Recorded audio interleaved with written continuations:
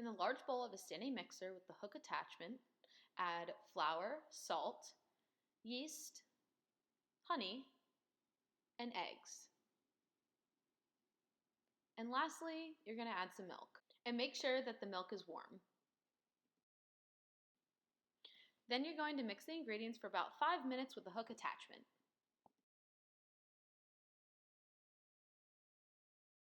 Make sure you scrape down the sides of the bowl as needed.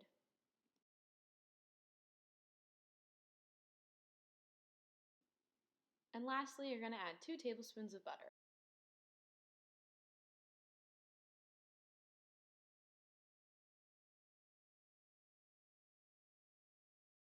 Now you're going to cover it with plastic wrap and let it sit for about 1 hour to let it rise.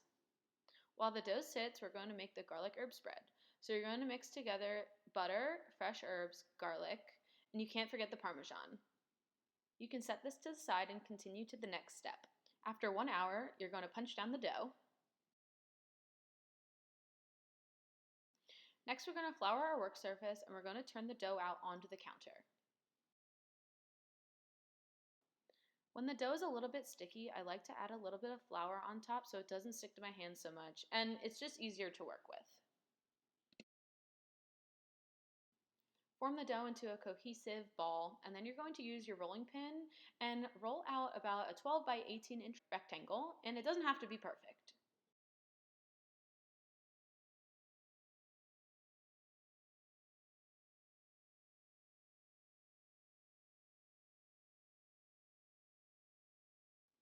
Next, you're going to take that garlic herb butter and spread it all over your dough, and it's going to be a pretty thin layer.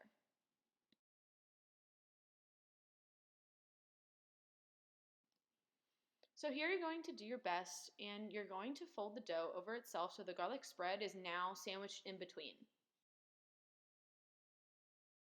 And now you're going to cut your dough into 1-inch strips. Again, they don't have to be perfect. Now you're going to tie each strip into a knot or a double knot, whichever is easier for you. I personally think a double knot is better, and then you don't have to tuck so much of the excess underneath, but truly whatever is easier for you.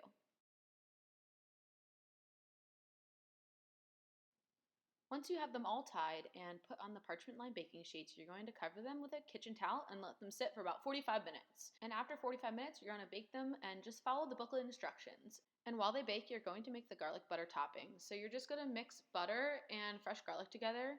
And you can also throw some fresh herbs in there like parsley or basil. And the last step is to brush each knot with the garlic butter. This step is optional, but I just would not skip it.